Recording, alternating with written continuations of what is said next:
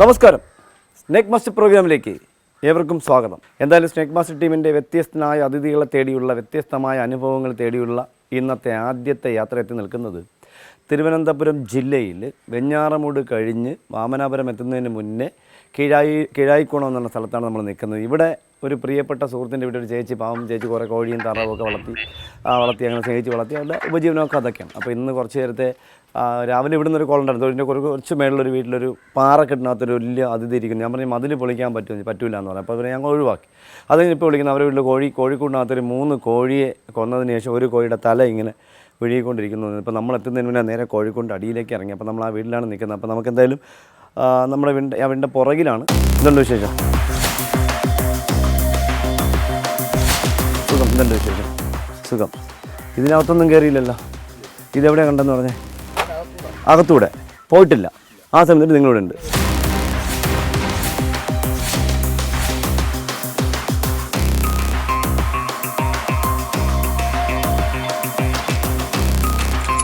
ചേട്ടൻ നോക്കിയുള്ളേ, അവിടെ നിന്ന് കണ്ണു മാറില്ല. എൻ്റെ ചെല്ലക്കിളി കണ്ണു മാറിയാൽ പോയി.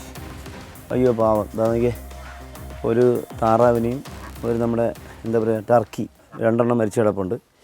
അപ്പോൾ ഇതിനകത്തും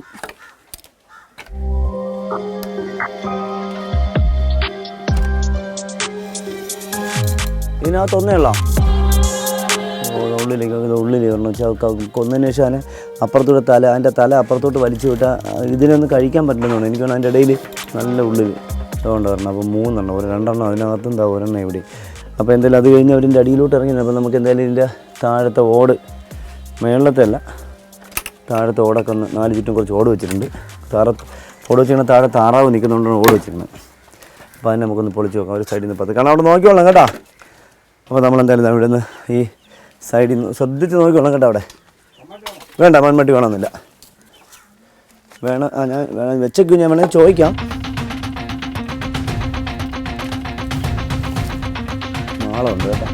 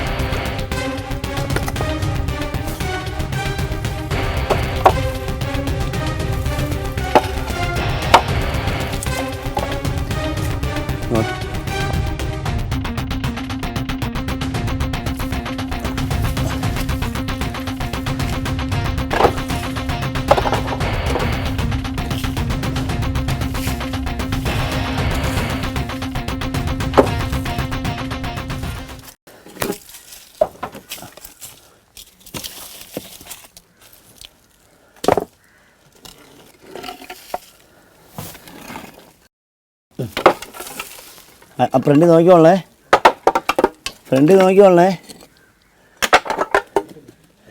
ഫ്രണ്ട് സൈഡ് അടിയിൽ കൂടെ നോക്കിക്കോളേ. താറാവ് കിടക്കുന്ന സ്ഥലത്ത് ആ മൺമട്ടി അവിടെ അങ്ങോട്ട് നോക്കണം. അവിടെ നോക്കണം.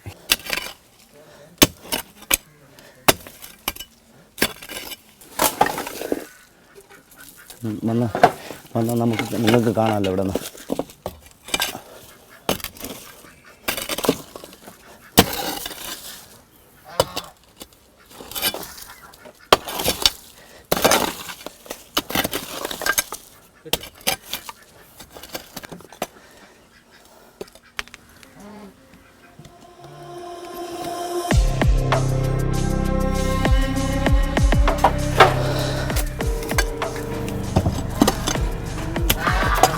നേരത്തെ എന്തോ വലിയ മറ്റേ തട്ടിയിട്ടുണ്ട്.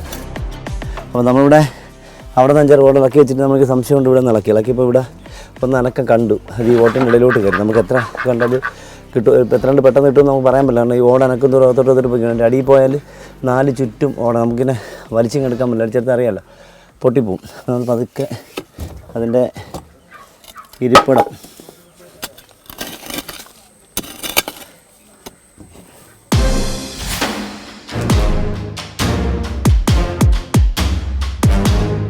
ഞാൻ ആ ചേച്ചി വന്നപ്പോൾ ചേച്ചിയോട് ചോദിച്ചു, ചേച്ചി എത്ര സൈസ് ഉണ്ടെന്ന് പറഞ്ഞു. ചേച്ചിയോട് എത്ര ഉണ്ടെന്ന് പറഞ്ഞു. ഇത്ര നമ്മൾ കുറച്ച് കുറയ്ക്കാം. ഇല്ല ഇത്ര ഉണ്ടെന്ന് പറഞ്ഞു. ആ ചെറിയൊരു സാധനം അതെനിക്ക് ആ കോഴിയെ തട്ടിയെന്ന് പറഞ്ഞപ്പോൾ എനിക്കൊരു സംശയം. കോഴി തട്ടി കോഴിയെ തല വലിച്ച് ഇപ്പുറത്ത് ആ ഗ്യാപ്പിൻ്റെ ഇടയിൽ കൂടെ ഇപ്പുറത്ത് കൊണ്ടിച്ച് വിഴുങ്ങാൻ നോക്കിയപ്പോഴേ എനിക്ക് മനസ്സിലായി ചെറിയ അത്ര വലിയ ആളല്ല, ചെറുതായിരിക്കും. കാരണം വലിയ ആളാണെങ്കിൽ അറിയാലോ, അതിനകത്തിട്ട് തന്നെ വിഴുങ്ങും. ഇതുണ്ട.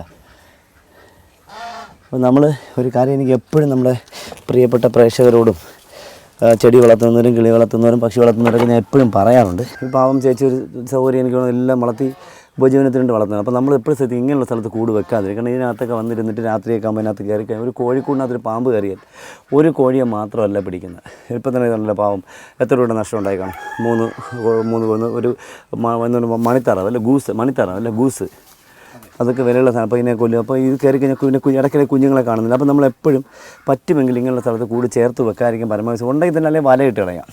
വലയിട്ട് എന്തെങ്കിലും ജീവിതം അതിലും കൂടും. പക്ഷേ എല്ലാവരും പറഞ്ഞ് വലയിട്ട് കഴിഞ്ഞാൽ പാമ്പ് ചത്തുമില്ല. പക്ഷേ നമ്മുടെ ഉപജീവനമാണ് നമുക്ക് വലുത്. അല്ലെങ്കിൽ നമ്മുടെ നമുക്ക് ജീവിതത്തിൽ അപകടം ഉണ്ടാവാതിരിക്കും. ഇതൊക്കെ നമ്മൾ ശ്രദ്ധിക്കും. അപ്പോൾ നമ്മൾ എന്തായാലും സമയം കളയുന്നില്ല. ഇവിടെ മൂർഖൻ സാറിന് വീടിനകത്ത് കോഴിക്കൂടിനകത്ത് കയറി ഏറ്റവും കൂടുതൽ കോഴിയെ നഷ്ടപ്പെടുന്ന കോഴി വളർത്തുകാർക്കും അല്ലെങ്കിൽ തന്നെ നമുക്കിതാ കണ്ട അത്ര വലുതല്ലാത്ത ഒരു മീഡിയം ടൈപ്പ് ഒരാൾ, മീഡിയം സൈസ് ടൈപ്പല്ല സൈസ് ഒരാൾ കണ്ടോ, മീഡിയം സൈസ്. ഇത്ര വലുതൊന്നുമല്ല.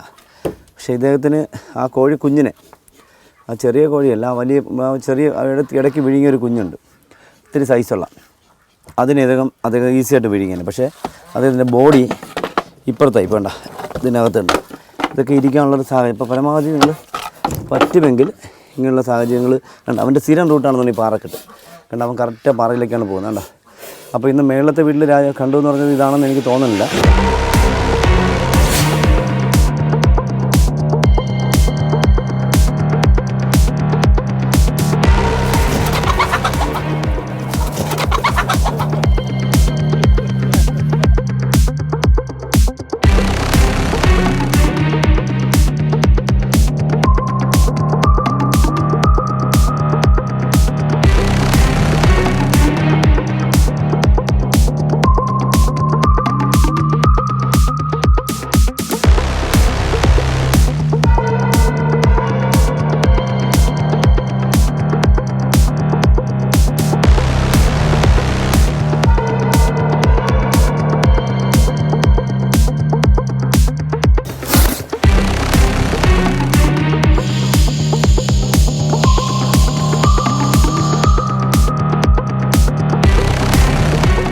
അപ്പോൾ നമ്മൾ കണ്ടു, നമ്മൾ സാധാരണ ഒരു വീട് അറിയില്ല, പാവപ്പെട്ട ഒരാളുടെ സാധാരണ കോഴിയും ഇതൊക്കെ വളർത്തുന്നത്.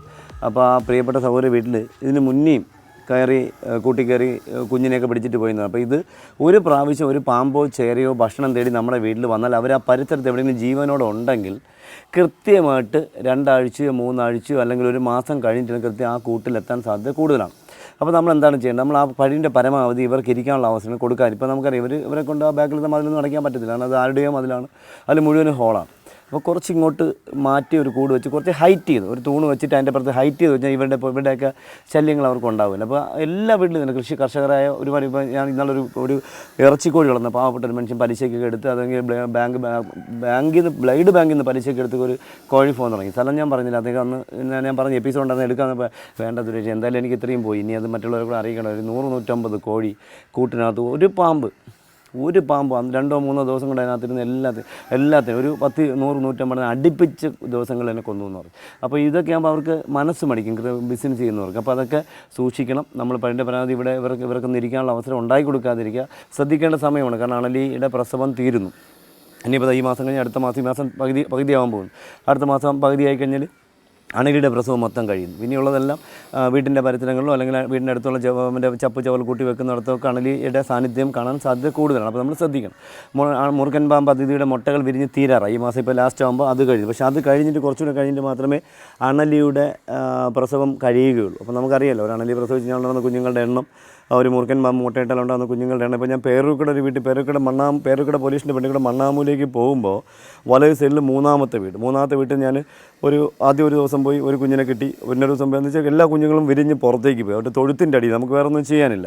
അപ്പോൾ ഞാൻ അങ്ങനെ എനിക്കൊരു സംശയം നിന്ന് പടം പൊഴിച്ചു. അപ്പോൾ ഞാൻ വലയിട്ടിട്ടുണ്ട്. പിറ്റേന്ന് വലിയ മൂർക്കിന് അതിനകത്ത് കുരുങ്ങി. അപ്പോൾ ഞാൻ പറഞ്ഞു ആ മൂർക്കിന് അതിഥിയുടെ സൈസ് വെച്ചിട്ട് ഒരു 28 കുഞ്ഞുങ്ങളുണ്ടാവാൻ സാധ്യത കൂടുതലാണെന്ന് പറഞ്ഞു. എന്തായാലും അവിടെ നിന്ന് ഒരു 10-15 കുഞ്ഞുങ്ങളെ കിട്ടി. ബാക്കി അവിടെ നിന്നല്ല, പറമ്പുകളിൽ നിന്ന് ഓരോ ദിവസം ഓരോ നട്ട് അടുത്തടുത്ത പറമ്പുകളിൽ നിന്ന് കിട്ടുന്നു. അങ്ങനെ 10-15 എണ്ണത്തിന് കിട്ടി. ഇന്നിപ്പോൾ രാവിലെ ഞാൻ ഒരെണ്ണം പോയി എടുത്തിട്ടുണ്ടായിരുന്നു. അവിടുത്തെ ജോലിക്കാരൻ ചേട്ടൻ അതിനെ പിടിച്ച് എന്ന് വെച്ചാൽ ചൂലുകൊണ്ട് കിണ്ടി ബക്കറ്റിലിട്ടിട്ട് അതിനെ കുപ്പിയിലാക്കി വെക്കും, വലിയ കുപ്പിയിലിട്ട് വെക്കും. അപ്പോൾ എനിക്ക് എളുപ്പമാണ്. ആ വലിയ മുറുക്കിനെ മാത്രമേ എനിക്ക് പോയി പിടിക്കേണ്ടി വന്നുള്ളൂ. അപ്പോൾ എന്തായാലും സൂക്ഷിക്കണം. കാരണം വെച്ചാൽ നമുക്കറിയാം, നമ്മളിപ്പോൾ എന്താ പറയുക, വണ്ടി വാഹനങ്ങളിലൊക്കെ പാമ്പുകൾ സഞ്ചരിക്കുന്ന സാഹചര്യമാണ്. അപ്പോൾ നമ്മൾ ഇപ്പോൾ എന്താ പറയുക, വലിയ ടെക്നോ സിറ്റി പോലത്തെ അല്ലെങ്കിൽ ടെക്നോ പാർക്ക് പോലത്തെ അല്ലെങ്കിൽ അങ്ങനത്തെ സ്ഥലങ്ങളിൽ അല്ലെങ്കിൽ കഴക്കൂട്ട് അമ്പലത്തിൽ ആ മേഖലയിൽ പോയിട്ട് പറഞ്ഞാൽ ഇങ്ങനെ റൂറൽ ഏരിയയിൽ കൊണ്ട് റോഡിൽ സൈഡിൽ വണ്ടി വെച്ചിട്ട് വീട്ടിൽ പണി കഴിഞ്ഞ് വന്ന് വീട്ടിലേക്ക് കൊണ്ട് വണ്ടി വെക്കുമ്പോൾ ഒരു കാരണവശാലും വണ്ടി വീട്ടിനകത്ത് കൊണ്ട് വെക്കാതിരിക്കുക. കാരണം പറ്റുമെങ്കിൽ വീടിൻ്റെ കോമ്പൗണ്ടിൽ കൊണ്ട് വെക്കാതിരിക്കുക. കുറച്ച് നേരം ഒരു 2 മണിക്കൂർ വരുന്ന വഴിയിൽ തൊട്ട് പുറത്ത് റോഡിൻ്റെ സൈഡിൽ എവിടെയെങ്കിലും പാർക്ക് ചെയ്തിട്ട് വന്നാൽ അതിനകത്തിരിക്കുന്ന സാധനങ്ങൾ കൊണ്ട് അവിടെ അങ്ങ് ഇറങ്ങി എങ്ങോട്ടെങ്കിലും അങ്ങ് പോകും. അപ്പോൾ ഇങ്ങനെയൊക്കെയുള്ള കാര്യം നമ്മൾ ശ്രദ്ധിക്കണം. നമുക്കറിയില്ല, പാമ്പടിയിൽ എണ്ണം കൂടുന്നു, കുട്ടികൾ മരണപ്പെടുന്നു. ഇപ്പോൾ തൃശ്ശൂർ മോനായിരുന്നാൽ പോലും ചെറിയങ്കിഴ് മോനായിരുന്നാൽ പോലും ഒക്കെ കടിയേറ്റ് ഒരുപാട് പേർക്ക് കടി. ഈ കഴിഞ്ഞ മാസം മാത്രം എൻ്റെ കണക്കുകളിലും 18 പേര് കടിയേറ്റ് മരണപ്പെട്ടെന്നുണ്ട് പാമ്പുകൾ. കൃത്യമായിട്ട് കണക്കൊന്നുമില്ല, ഒരു ഉദ്ദേശങ്ങളിലും പത്രത്തിൽ വരുന്ന കാര്യങ്ങൾ മാത്രമാണ്. പക്ഷേ കൃത്യമായിട്ട് കണക്കെടുത്ത് കഴിഞ്ഞാൽ ഇതിനൊക്കെ ഒരുപാട് മേളിലേക്ക് പോകും. ഇപ്പോൾ ഈ വർഷം എനിക്ക് തോന്നുന്നത് 200 മേളിൽ. സാധാരണ ഒരു ശരാശരി ഒരു 2015-16 ഞാനൊക്കെ ഇങ്ങോട്ട് ഈ മേളിൽ ഊർജ്ജമായിട്ട് നിൽക്കുന്ന സമയത്തൊക്കെ ഒരു 100 താഴെ മരണങ്ങൾ മാത്രമേ പാമ്പുകടിയിൽ ഉണ്ടായിരുന്നുള്ളൂ. പക്ഷേ ഇപ്പോൾ അത് കുറച്ചുകൂടി കൂടി. ഈ വർഷം കുറച്ച് കൂടുതലായിരിക്കും എന്ന് എനിക്ക് തോന്നുന്നു. ചൂട് കൂടുന്നതുകൊണ്ടൊന്നും അല്ല, അല്ലാതെ എന്തോ ഒരു സംഭവം നമ്മുടെ നാട്ടിൽ നടക്കുന്നുണ്ട്. അതിൻ്റെ ചിലപ്പോൾ പ്രകൃതിയിലുണ്ടാകുന്ന എന്തെങ്കിലും ക്ഷോഭങ്ങളായിരിക്കും, അല്ലെങ്കിൽ ഭൂമിക്കടിയിലുണ്ടാകുന്ന എന്തെങ്കിലും തരംഗങ്ങളാവും. ഇങ്ങനെയൊക്കെ ഉണ്ടെങ്കിലും പാമ്പതിയുള്ള സാന്നിധ്യം, പുറത്തേക്കുള്ള സാന്നിധ്യം കൂടുതലാകും. ഇപ്പോൾ ചൂട് ഇപ്പോൾ ആദ്യമായിട്ട് മാത്രമല്ല, ഇപ്പോൾ നമുക്കിപ്പോൾ 34, 35, 36, 37 ഡിഗ്രി ചൂട് വരുന്നത് കേരളത്തിൽ തിരുവനന്തപുരത്ത് ആദ്യമായിട്ടൊന്നുമല്ല, അല്ലെങ്കിൽ കേരളത്തിലും ഇത് ആദ്യമായിട്ടൊന്നുമല്ല, ഇതിന് മുന്നേ ഒക്കെ ഉണ്ടായിട്ടുണ്ട്. അപ്പോൾ ഇതൊക്കെ നമ്മുടെ നാട്ടിൽ എന്താ പറയുക, നമ്മുടെ നാട്ടിൽ ഒരുപാട് കഥകളേ ഉള്ളൂ, വേറൊന്നുമില്ല. ഒരുപാട് കഥകൾ. അപ്പോൾ എന്തായാലും അതൊക്കെ നമുക്ക് കുറയ്ക്കേണ്ട സമയമായി. അപ്പോൾ ഇങ്ങനെ കഥകളുടെ പിറകെ പോകാതിരിക്കുക. തെറ്റിദ്ധാരണകൾ പരത്തുന്ന ഒരു സംരംഭം നമ്മുടെ നാട്ടിൽ നടന്നുകൊണ്ടിരിക്കുന്നു, അത് മാറ്റണം. തെറ്റിദ്ധാരണ ഒരുപാട്. എന്ന് വെച്ചാൽ വലിയ മുറുക്കൻ അതി കടിച്ചാൽ കടിക്കുന്നതിനേക്കാളും അപകടകരമാണ് ചെറിയ മുറുക്കൻ അതി കടിച്ചാലെന്ന് പറഞ്ഞ ഒരു ലേഡി ഒരു ബൈറ്റ് കൊടുക്കുന്നുണ്ടായിരുന്നു. അതൊക്കെ തെറ്റായ മെസ്സേജുകളാണ്. അതിലുപരി നമ്മളൊക്കെ ഞാൻ വീണ്ടും പറയുന്നു, നിങ്ങൾ അറിഞ്ഞു വെക്കേണ്ടത്, മൊബൈലിൽ കരുതി വെക്കേണ്ടത് ഒരിക്കലും ആംബുലൻസിൻ്റെ നമ്പരല്ല.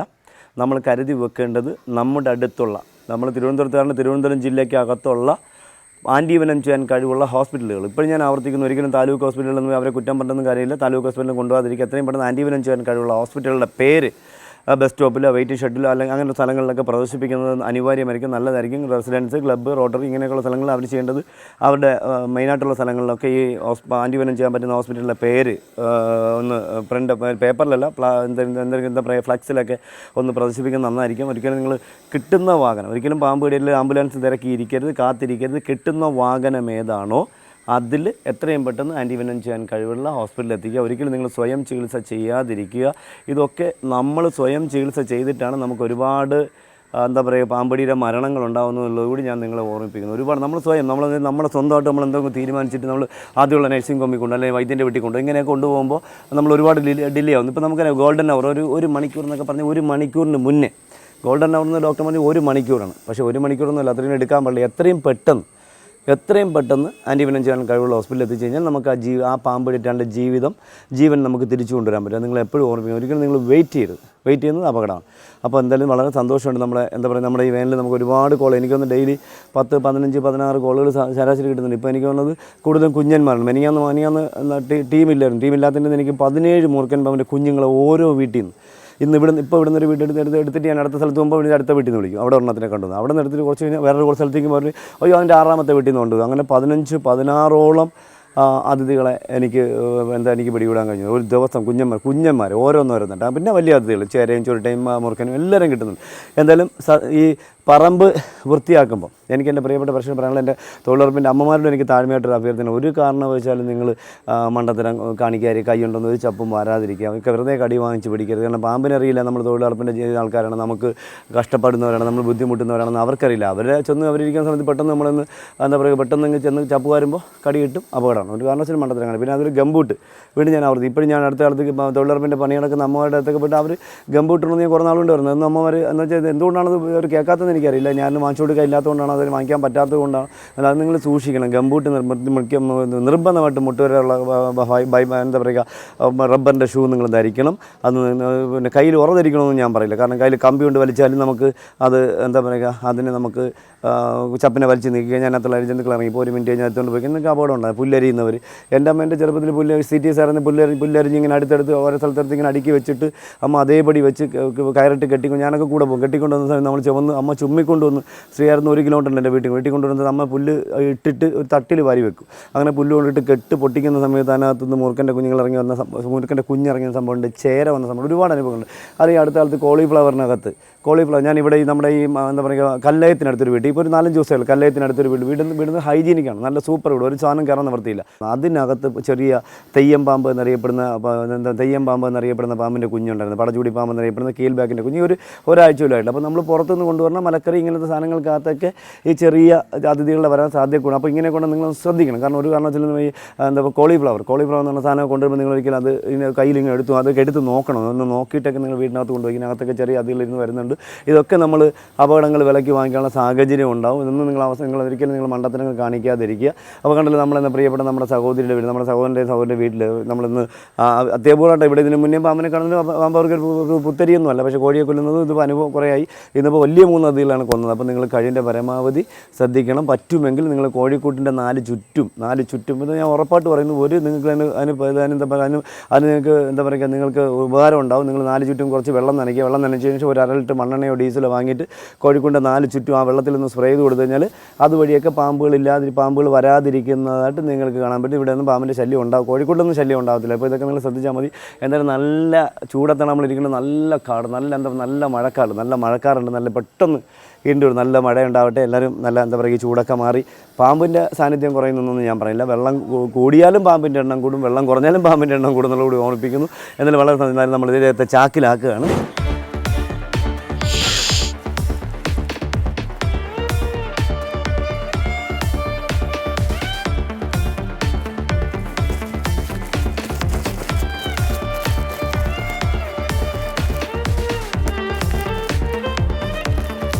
അപ്പോൾ എന്തായാലും നമ്മുടെ പ്രിയപ്പെട്ട സുഹൃത്തിൻ്റെ വീട്ടിൽ കോഴിക്കൂട്ടിനകത്തിരുന്ന 3 കോഴികളെ കൊന്നതിന് ശേഷം ഒളിച്ചിരുന്ന പെൺമൂർഖനതിഥിയുടെ വിശേഷങ്ങൾ നമ്മുടെ പ്രേക്ഷകർക്ക് ഇഷ്ടപ്പെട്ട് കാണുമെന്ന് വിശ്വസിക്കുന്നു. അടുത്ത എപ്പിസോഡിൽ അടുത്ത ഭാഗത്ത് പുതിയ അതിഥികളുമായി, പുതിയ സംഭവങ്ങളുമായി, പുതിയ വിശേഷങ്ങളുമായി വീണ്ടും കാണാം. അതുവരെ എല്ലാ സ്നേക് മാസ്റ്റർ പ്രേക്ഷകർക്കും ഞങ്ങളുടെ രണ്ടുപേരുടെ നന്ദി, നമസ്തേ.